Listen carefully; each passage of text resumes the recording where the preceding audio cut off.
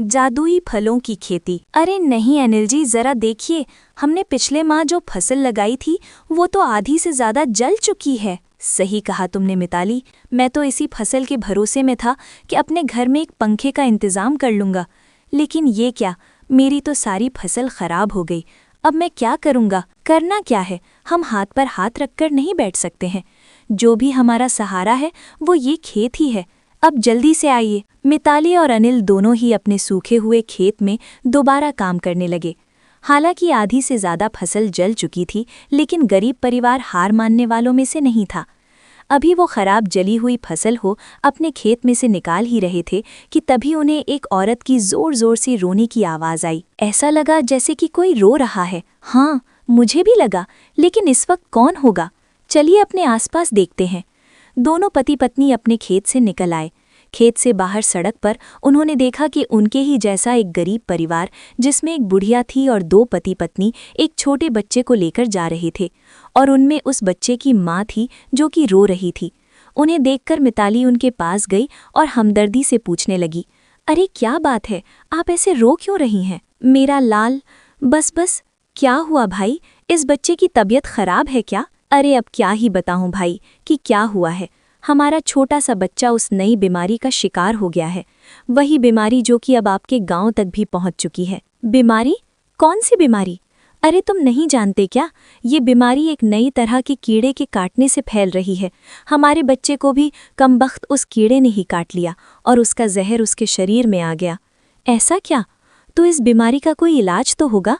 अरे कहाँ कोई इलाज है, अभी तक तो कोई इलाज नहीं है। सरकार की तरफ से ही कोई गैस बनाई जा रही है जिससे ये कीड़े मर सकते हैं, लेकिन एक बार जिसको उन कीड़ों ने काट लिया तो उसका कोई इलाज नहीं है। वो आदमी ऐसे बोलकर रोने लगा। उसका छोटा सा बच्चा एकदम नीला पड़ चुका था। उस बच्चे को देखकर अनिल को अपने परिवार की भी चिंता हुई। अजी सुनिए, मुझे तो डर लग रहा है। हम सारा दिन यहाँ खेत में काम करते हैं, बच्चे भी हमारे साथ ही रहते हैं।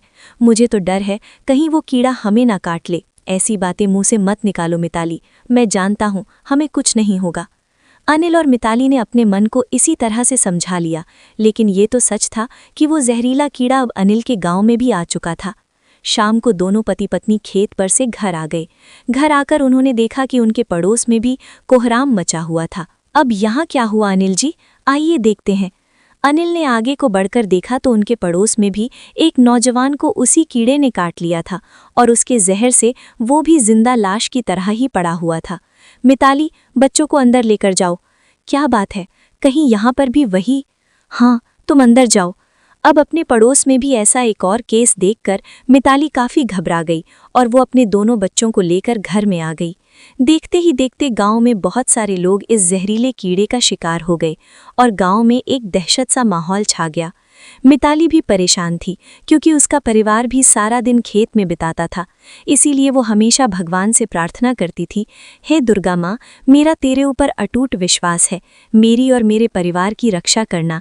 जो स्थिति हमारे गांव के सामने खड़ी हुई है, ऐसे में बच्चों के साथ बाहर निकलना सही तो नहीं है, लेकिन बिना बाहर जाए घर का गुजारा भी नहीं होगा, इसलिए मुझे जाना होगा माँ, अपने और अपने बच्चों के पेट की खातिर। मिताली अपनी 5 साल की बेटी गौरी और बेटी राजू को गोदी में लेकर अपने पति के साथ खेत में काम करवाने चली गई। यहाँ कितना सन्नाटा है ना, हम पूरे गांव में उस कीड़े की दहशत जो फैल गई है। मैं भी अपने बच्चों को ले तो आई हूँ, लेकिन डर लगता है कहीं मिट्टी से निकलकर कोई कीड़ा इन्हें काट ना ले। अनिल जी, अनिल जी, अनिल जी, उठिए अनिल जी, आपको क्या हुआ? अनिल जी, अनिल जी। मिताली जोर जोर से रोने लगी। उसकी आवाज़ें सुनकर आसपास के घरों में से लोग आ गए और मिताली को घर लेकर गए। घर आकर पता चला कि अनिल भी उसी जहरीले कीड़े का शिकार हो गया था। ऐसा नहीं हो सकता अनिल जी, अनिल जी, आंखें खोलिए अनिल जी। उस दिन मिताली बहुत ज़्यादा रोई, लेकिन अनिल पर उसकी एक भी आवाज़ का असर नहीं पड़ा। अनिल के भी अब बीमार पड़ जाने की वजह से दोनों बच्चों की जिम्मेदारी अब मिताली के कंधों पर ही आ गई। वो गरीब माँ अपनी बड़ी बेटी गौरी को उसके पिता के पास छोड़ती थी और अपने बेटे राजू को अपनी साड़ी के पल्ले में बांधकर वो धूप में अकेले ही खेत में मेहनत करती थी, लेकिन फिर भी उसके घर में भूखमरी हो रही थी। माँ, भूख लगी है। मेरी बच्ची, मैं तुझे क्या खिलाऊं? फसल तो बराबर खराब ही होने पर है। अब घर में राशन भी नहीं है। बस अब बहुत हुआ माँ, अब तुझे मेरी भक्ति का फल देना ही होगा। माँ, तुझे अब मेरे परिवार के साथ इंसाफ करना ही होगा। ऐसे बोलकर मिताली एक दिए के ऊपर अपने घर में बने मंदिर में हाथ रखकर खड़ी हो गई और माँ दुर्गा का नाम जपने लगी। जय दुर्गा माँ, जय दुर्गा माँ, जय दुर्गा माँ। माँ, मैं ये नाम जब तक जपूं जब तक तू मेरी पुकार को नहीं सुनेगी, जब तक तेरे नाम का जप करूंगी जब तक तू मेरी परेशानी नहीं हरेगी। मिताली ऐसे बोलकर माँ दुर्गा का नाम जपने लगी। उस दिए के ऊपर हाथ रखे बहुत उसे देर हो गई थी। उसका हाथ जलने लगा था, लेकिन उसने माँ दुर्गा के नाम का जप नहीं छोड़ा और कुछ ही देर में स्वयं माँ दुर्गा ने उसे दर्शन दिए।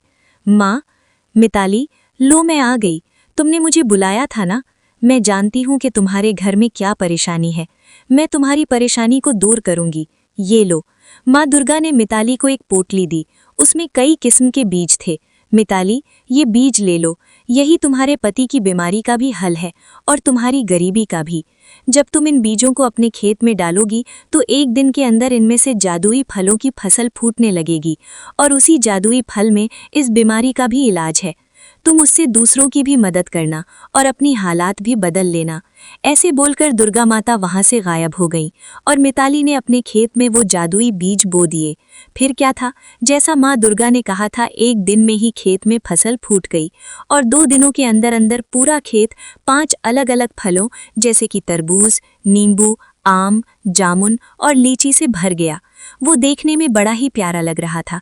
उस खेत में ये अलग अलग रंगों के फल चमक रहे थे और बहुत सुंदर भी लग रहे थे।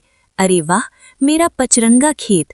माँ दुर्गा ने कहा था कि इसी में उस बीमारी का इलाज है। मिताली ने अपने खेत से वो फल तोड़ लिए और उनका रस अपने बीमार पति के मुंह में डाला। रस मुंह में पड़ते ही अनिल के शरीर का रंग बदलने लगा और वो ठीक हो गया। अनिल जी। अनिल के ठीक होते ही मिताली उससे लिपट गई और उसने उसे पूरी घटना सुनाई। क्या सच? तब तो हमें बाकी बीमार लोगों की भी मदद करनी चाहिए। दोनों पति पत्नी ने बाकी लोगों की भी अपने खेतों के फलों से मदद की। उनके फल खाने से उस कीड़े की बीमारी का जहर खत्म हो रहा था। 2-4 लोगों के सही हो जाने के बाद उनके जादुई फलों की चर्चा दूर दूर तक होने लगी और लोग दूर दूर से उनके फल खरीदने आने लगे।